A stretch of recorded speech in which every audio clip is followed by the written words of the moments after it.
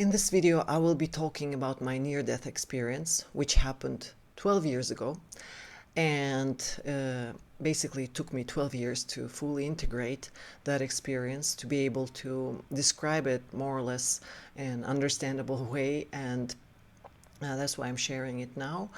And for those who are interested in the subject, my experience might be a little bit more technical than usually this kind of experiences are described. That's basically how I function. So maybe if that suits you, we'll understand each other. So I'll start from my previous video where I was mentioning that since I was a child, I was playing this game, point of which was to feel that feel connection with that emptiness, like a connection with my cosmic home, let's say. I was just like, let's say, meditating, and as a child, and focusing my consciousness in such a way that I was able to feel myself, my personality, my body, my physical environment dissolve, and I was feeling myself like in the middle of this beautiful, warm, black space, and that felt like home. I enjoyed it so much that when I lost that ability at a certain age, I was wishing to remember it again, to remember that feeling, to try to replay that game again. And at age of 27, I was granted my wish, and this whole experience was clearly orchestrated from above, because it was like it was supposed to be some ordinary little operation, like nothing special, but somehow everything went wrong, and here I am, like laying on this operation table in a hospital, like far away from my home. Dark, it's already nighttime, it's dark outside, but we're starting, and everything started going wrong right away. And I remember doctors kind of panicking because like the things are not working the way they were supposed to, and everything is going out of hand, but they're trying to keep going. And I realize that my consciousness is slowly leaving the body. I realize that it started in such steps, which later I found one explanation. I was like, was I crazy? Did I make that up? Or like I tried to find confirmation of the things that I experienced. I studied all sorts of like spiritual books and texts and all over the world, and I tried to find proof. Is anyone else experienced that? Is there any description of anything like that anywhere in cultures? And I found in Tibet, where they have a like book of the dead, the book that they're reading to a person who is departing at that moment of death. They read a text describing to the consciousness leaving the body the steps that it's going to go through to comfort and make the journey like more effective, maybe in a way. So in that book it describes as the dissolution of elements. That's exactly what I experienced. It was first, like the first sensation was I suddenly felt my body getting heavier and heavier, and I felt like the whole body already feels like a piece of rock, like so heavy that I felt that I could actually push through, like my weight of my body could push through this table, through the floor, through like that's how heavy I felt, like a huge piece of rock or of stone. And that was the first sensation. The second I felt dryness, sudden dryness in the whole body, like all the water element just dissolved, departed. And I felt like dry all over, like my eyes, my mouth, like I felt like all the liquid is gone. And that sensation, it's impossible to describe it, like to compare it to something. It's something you need to experience, and you will in the moment of death. Just maybe it will happen so easily, so quickly. Like, will you be able to catch the awareness of it or not, depending on like the process, how it's going to happen for you. But that's I'm retelling what I remember. Hardness first, the heaviness, then dryness, and the third one was freezing cold. Like I felt like really, it was all going very fast, like heavy, dry, freezing cold. And the freezing cold was like also undescribable. It was like the element of warmth, just the fire left the body, and it was like freezing. And the last element, which is supposed to leave the body, is the element of air, which is like breath, which stopped in my body. It just like I stopped breathing. And the moment I stopped breathing, I realized that I'm already in, like, I'm still there, but everything changed. Like, I'm in completely different space. I am not in a hospital room anymore. There is no people, no bodies, no nothing. Like, I realized that I didn't move, I didn't fly somewhere. I was still there, just my perception, like the things that I was like drawing in front of me, like things I was perceiving, including my body, all disappeared, and there I was, just pure consciousness, just consciousness in the ocean of nothingness. Pure emptiness. Like it would, I would say that it was like black emptiness, but to have black color, you would need a surface to paint black, but there was no surface to paint black. It was just black emptiness, dark emptiness. I don't know how to call it. It was just total space in which there was nothing to perceive, absolutely like nothing. And I clearly understand that I didn't move. Like that understanding, for those who are still trying to solve that, is, are those dimensions that are somewhere else? Are they like, do we have to travel for them? It's like it's right there in that same spot of space and time. Just when the I disconnect from the this mechanism, from the avatar and all these functions of perception that the avatar has, by myself, me, consciousness, without this mechanism, without this avatar and all these senses and all these perception abilities, and by myself, I am in a space of nothingness. I am in this endless ocean of emptiness. Uh, but technically, I'm located in the same space and time, which gave me a very clear understanding how we actually construct this reality. So all of the, like, I construct it by perceiving it. It's like I'm not moving somewhere else, not from body, not out of body. It's all happening in the, like, I'm not, as a consciousness, I'm not moving anywhere. Just my action of constructing this reality is actually like a very intense work, let's say. Like for consciousness, it takes a lot of effort to construct the physical reality. This is one of the first realizations and the feelings that I had, like how much work it is for consciousness to build, like to build and hold this picture, to build and hold this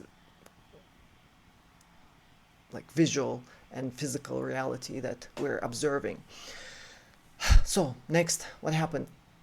Um, I was I remember clearly that right before I switched off, my last thought was regret that I didn't inform my mother where I was going. I thought it's going to be so quick and fast and no need to inform.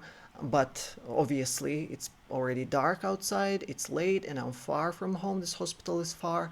And my last thought was, regretting that my mom doesn't even know where I am. I wish I had called my brother so that he could pick me up, like drive by and pick me up. That was my last thought. And as I switched off, and when I switched off, I remember like this little moment of like being stuck in between. Hard to say how long it lasted, but like there's no perception of time or space there. So after a while, I see myself like in this black emptiness, observing this emptiness and not feeling home at all, but seeing a few lights in front of me. I saw like in far away, I saw like few little dots of light, and they didn't look like stars. They looked like clearly like little pieces of light, like bits of light, white light. And I started focusing on them because there was nothing else to look at basically, but they were like they started as I was focusing on them. I realized like when I focus on them, they come closer, and they kind of like they kind of emerge and get closer, and as they come close enough, I realized that like this dot, I focus on one, it comes closer, and I realize that it's a concept of me. It's I, concept of me. When I focus on the other one, I focus on it. As I focus, I pull it closer with my attention, and that little light grows into a concept of my mother. And same I did with the next one. It's a concept of my brother. Then it's next one is a concept of phone, calling. Then concept of road, which is long, far from home. And the last one was the concept of car. Like my brother would pick me up with car. So I was like, that last thought that I was thinking right before I switched off, I continued thinking that same thought now in this space, but it just slowed down so much that I was able to actually observe the thought like bit by bit. Like that the thought in my normal reality is just like quick, it's just like all the concepts all smashed together, and I'm like, I think a thought, and I don't really realize like the concepts that thought consists of. That was very important observations later for me, because like based on this observation I built my whole method of awakening and raising the awareness on this understanding of these cycles of attention, how our attention works, and how important is the concept, the idea of concepts, how important it is, and that's how our consciousness operates. The connection between the consciousness and the physical reality goes through the understanding of concepts, like that. Those are the bits of information that we operate with. And I will talk a lot about that when I have an opportunity, but sticking to the story, I was like what I was doing with that cycle, I just kept going from concept to concept, thinking a thought, but very slowly. I was thinking the same thought, but bit by bit. Mother, brother, telephone, road, car, and then again, mother. No, there was me, I should call, my mother. Then like the same cycle, me, mother, brother, telephone, road, car. And I was just thinking that thought for like few cycles, like in a loop. And then on one of these, like next cycle, I realized that it's getting harder and harder for me to focus on these lights, because like when I move my attention to other, the first one is like flowing back into space and just about to disappear. And I realized that the effort that it takes for my consciousness to concentrate on concepts is enormous. It's like it's work. It's work that we daily do. We do it all the time, just we're not aware. There, I had a chance to observe it all in a slow motion. It was all so slowed down that I had a chance to realize like how this mechanism works. And when I was like, it took work for me to focus on each light, and it was getting harder and harder with every cycle. And on one of these cycles, I realized that their number decreased. Like some of them I lost, and some of these lights are just, they're gone. They're gone. They're just disappeared in that darkness, and I don't have enough power to bring them back out, to focus on them, because my concentration ability was going down. My focus, I was losing focus, as powers were leaving me, I guess. And I realized that the concept that was gone, like later, now I know the concept, the first one that was gone was the concept of mother. Just like suddenly, I forgot just the idea of having a mother, just like the idea of mothers exist on our planet at all, like that there is such a thing as mother. It just disappeared. It's gone. I forgot it, and I don't remember what it was. It's just gone. The cycle of my thought became shorter, and I lost something. I don't remember what. And then I remember losing the concept of my brother. Just completely disappeared. The idea of ever having a brother, of just idea of there such a concept as brother ever existing. It just disappeared. I never knew such a thing. They're all going and going, and I remember myself left with just me. The concept of me is still there. Then there is the concept of telephone for some reason, and there is a concept of like car, and I can't already make sense of it. I was like, why am I thinking about, like, it doesn't make sense, that thought. And so I slowly let go of the telephone as well, of that little light of, because it doesn't make sense already. I let go of car because I don't remember why was I thinking about it, and what was my purpose initially. So at this point, I'm left with only one little dot of light, one piece of light in this whole entire emptiness of this dark space. I'm left with that little one dot, which is a concept of me. Like, I don't remember clearly already where, like, I don't remember the planet that I'm from. I don't remember the culture that I'm from. I don't remember the family. I don't remember things. I don't remember any concept already. But I still remember that last light is that I remember that I exist. I am something. I don't remember my gender. I don't remember my name, place where I come from. I don't remember anything, but that last light, piece of light, is the concept of me, that I exist. And I put all of my forces onto focusing on at least this one last light. At least let's just remember this. At least, like, I don't remember anything else, but at least remember me, myself. Remember that I am. Remember that I exist. I have no idea where, when, why. I don't remember, but at least I exist. That idea should just stick to it. Focus on it. That's what I was trying to do. But it was just going. It was just going. I was just losing it. And at some point, I forgot why I was focusing on that light, and I let that light go. And in that moment, I suddenly realized that I don't remember myself. I don't remember, like, who. I don't remember any concepts. There's no more concepts left. The last one was me. The concepts are gone, but I'm still there. I still exist. And that's when I realized, like, that line, famous line, like, I think, therefore I am. That worked. And that space and that time, that's valid.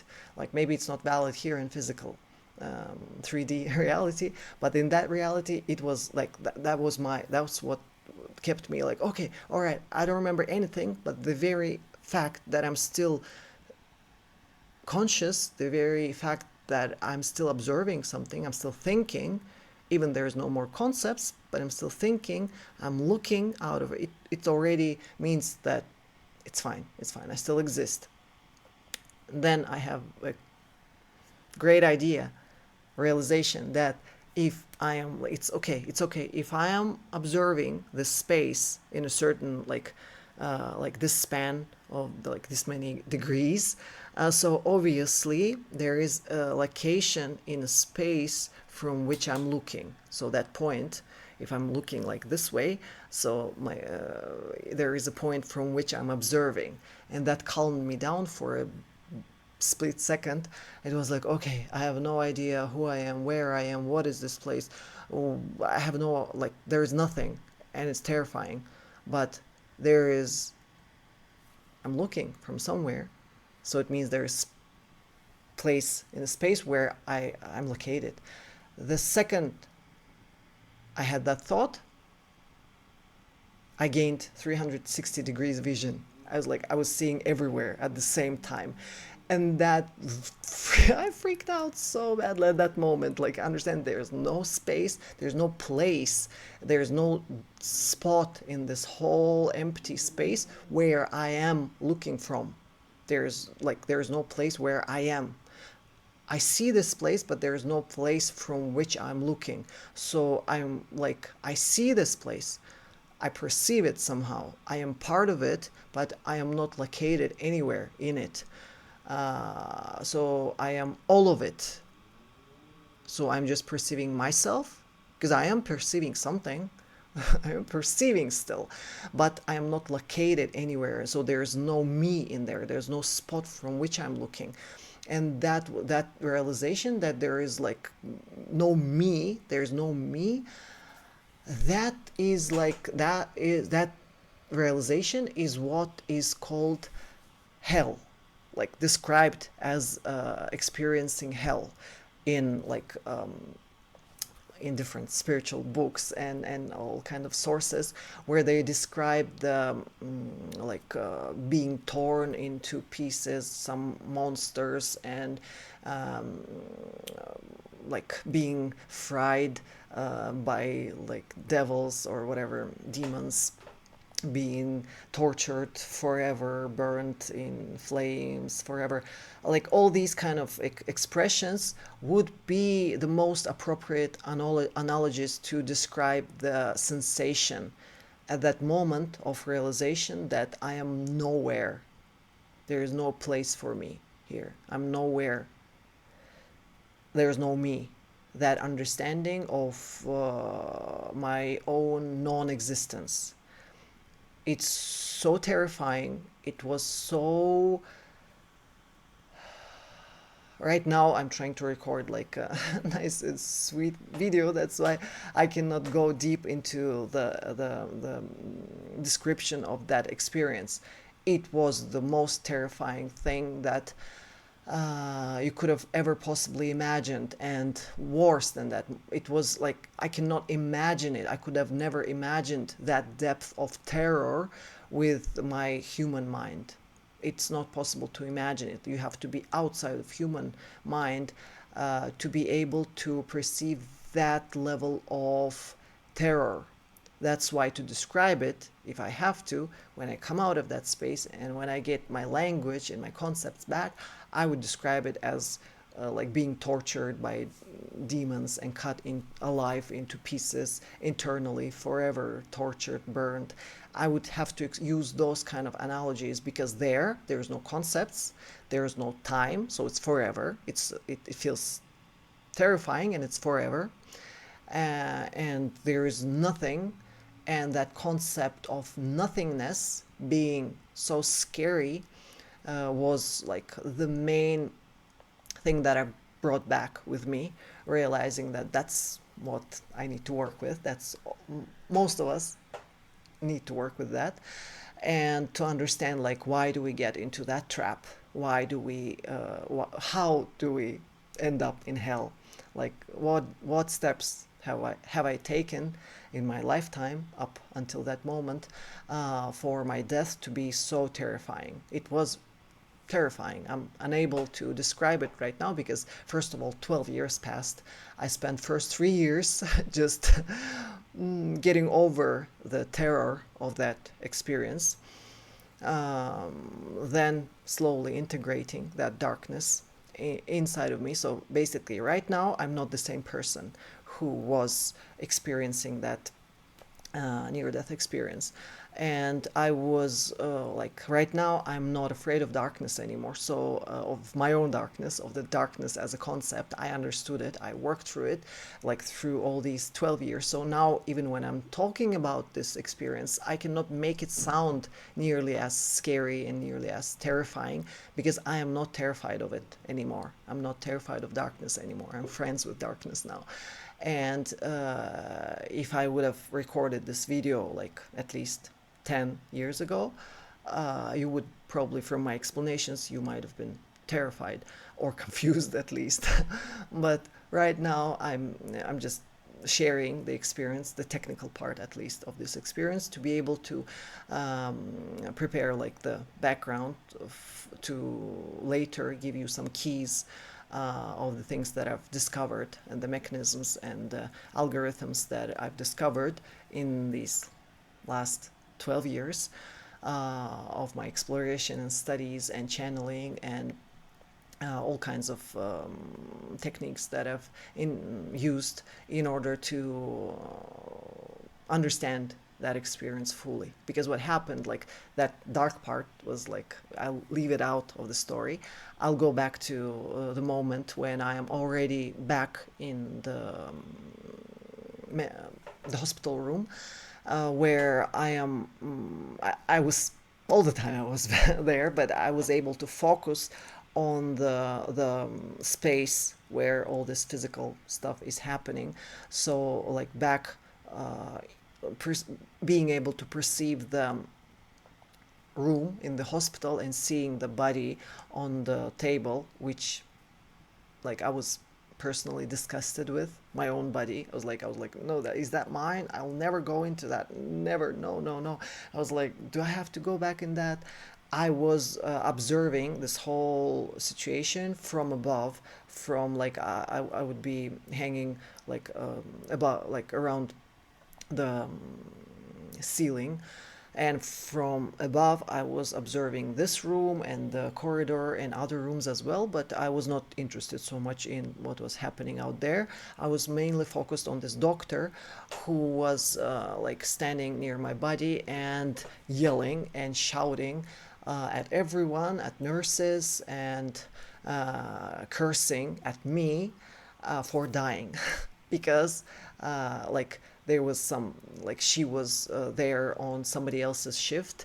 She was not supposed to be there. Now a dead person in a wrong person's shift, she can be actually put to prison, like by the rules of the country where it all happened. So she was like freaking out, and she was yelling at everyone, and she was cursing me.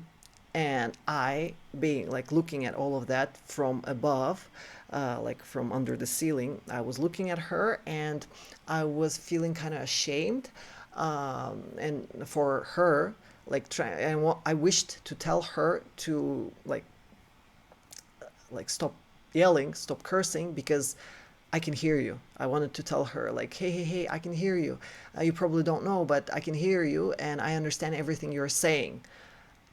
My intention was like to tell her that, and I figured out that like I don't have any means for communication. I don't know how to communicate this message to her. She's still yelling, and I forced that message out, and it's not going. It's just a note for everyone who is working with spiritual guides and ghosts and spirits and all that. Just so you know, it's so much effort. It's so hard for like a consciousness being without the physical body to send the message through, to push that message through. It's like it requires so much effort. It requires so much concentration and energy. Like I squeezed, I pushed, I couldn't send the message. I was like, wow, this is so hard.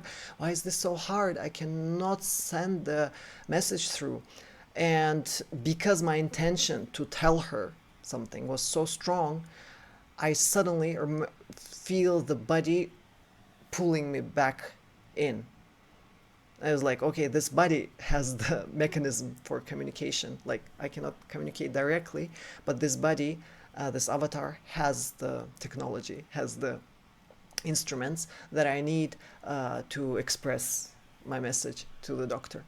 And so I suddenly realized that I'm already back in the body, and I'm focused on this body again, and I'm looking out of my eyes.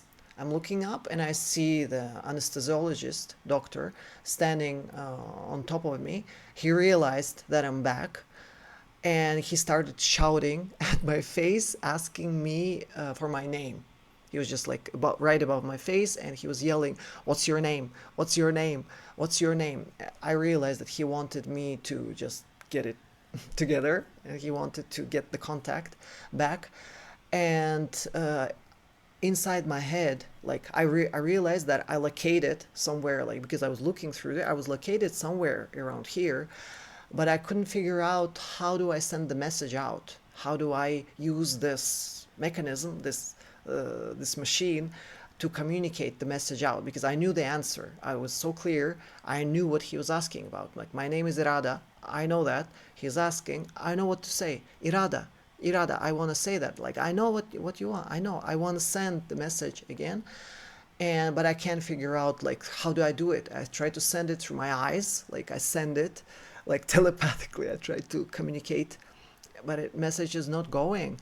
And then I try like all other parts of my body, like through my belly, like I send the signal, it's not going. I send the signal through the like heart, like this chest area, I send it through here, it's not going. And I try to, like I try to like every corner, try through cheeks, no, it's not going through the face, it's not going. And then suddenly I stumble upon the mouth, and it comes out. And I remember that feeling, wow, it worked. This is the area from which I send the signal, this is how it works. And I send the signal, it like inside my head I was clearly saying irada, but because I couldn't get the full control of the avatar yet, so like, and the mouth was basically dry, so it came out just as some like roar, some animal roar instead of my name. But like it was enough for the doctor to see that like it's moving. And I was like, I felt kind of like I felt satisfied, as if I said my name. I was proud. It's a little note for everyone who is working with maybe paralyzed or half paralyzed, or people who are in coma, or kids who got some like damaged during the birth, brain damage and stuff. Those I've seen some kids who kind of show the similar signs when you're communicating with them, and you can see in their eyes that there is like, seems like there is an answer there, like she knows what I'm saying, or like he knows, like he's trying to answer, but out of his mouth like some like roar or some animal sounds come out, undistinguishable, like some really weird sounds, instead of like clear speech comes out. And you're kind of questioning, like, is he like saying anything proper, or like, am I talking to anyone here? Just for that case, in those cases, a little note for you, that inside the head this person is answering clearly. Like inside the head it sounds perfect, like I know the answer, and I feel like I said it. It didn't come out because the person, like the paralyzed person, or they might have lost the connection with the machine, with might have forgotten how to use the mechanism properly. But inside, they're hearing everything, they are understanding, they have answers. As long as the body is functioning, consciousness is there, and if consciousness is there, it's clear, it understands most of the times. And just try to make your questions more simple, like yes or no. Then it's easier, because like when they're communicating with their eyes, and sometimes we see like I kind of see the answer in the eyes, but out of mouth something else comes out. And like, make the questions more simple, and communications will flow more smoothly because it's there. And that's a little note. And next, when I'm already like, I realize I'm fully back. I'm in the body already, and doctors are still running around doing something, like yelling at each other, and like I am only focused on the experience, like I can't get over that terror, that incredible, terrifying fear that I've just experienced. And I just look in front of me on the wall, and my only question is, okay, I haven't died this time, but I will have to die eventually. Will I have to go through the same hell, through all the same experience again one day? Then what's the point of living if it's gonna end like that? This despair that I was feeling, there's just no way to describe it. And I was just looking at the wall and saying inside, God, okay, I haven't died this time, but I will have to die sooner or later, one day. Is there anything I can do so that my next death is not like that?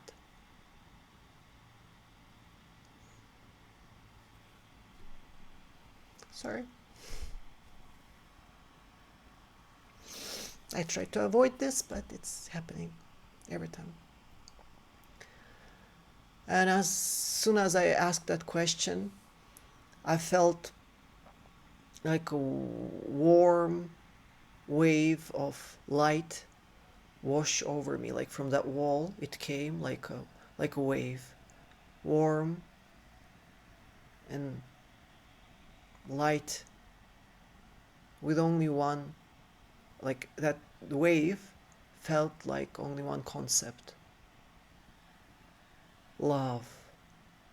When I asked that question, the answer I received was love. And I felt like that with that answer, that warmth that covered me, it felt so comforting. It felt so safe. I felt like there's hope.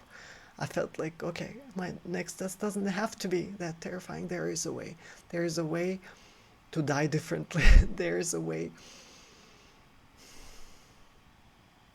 Sorry. It was, I felt like I received the answer. I didn't know yet what I'm gonna do with it, but I felt like it can be changed. It can be changed. There is hope. And there is a reason. There is a hope. There is a point to stay here. It's not all that hopeless. So ever since then, I tried to figure out what that message meant and what is that love concept, what it stands for, and how to use it, and what to do with all the information that downloaded into my consciousness during that experience, and all the things that were awakened in me in that moment, and things that started opening up after. Once I started searching for answers, started my attempts to understand this concept of love. Like, what is it about? Like, okay, it sounds good. What is it? Like, what exact steps? Like, tell me exactly what to do. Because, like, just the word love doesn't help. I had no understanding of that concept at all. I've never experienced love until that moment, and for many, many years after. I had no idea what that concept is. And so from there, I started my journey, and I found my teachers and my guides, and I've been connecting with my past lives and opening the memories of the achievements that I've already had accomplished in previous lifetimes, researching all these subjects and dealing with all this kind of work, being a priest and shaman, and dealing with consciousness and helping people and helping myself throughout the lifetimes. And so it took me years to get back the memory and achievements and understandings of level of consciousness that I've already achieved in the past.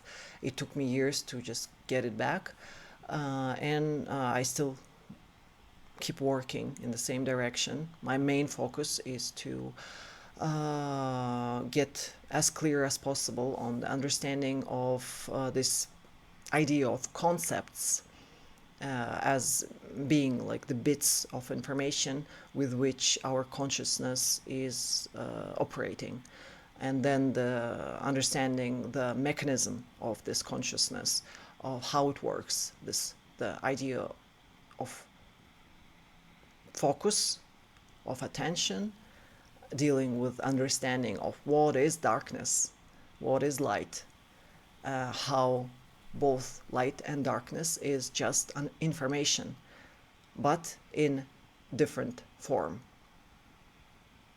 Darkness being a very dense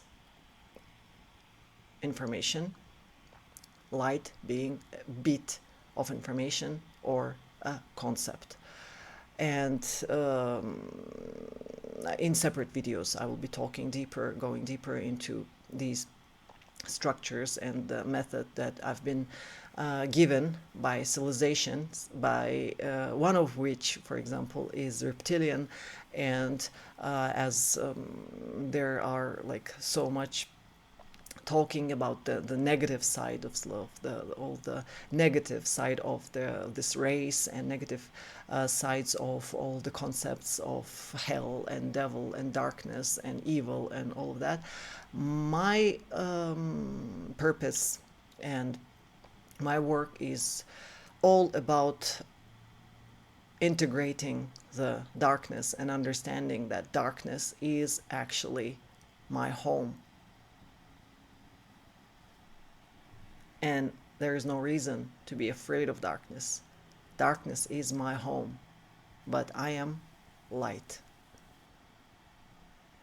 Just understanding this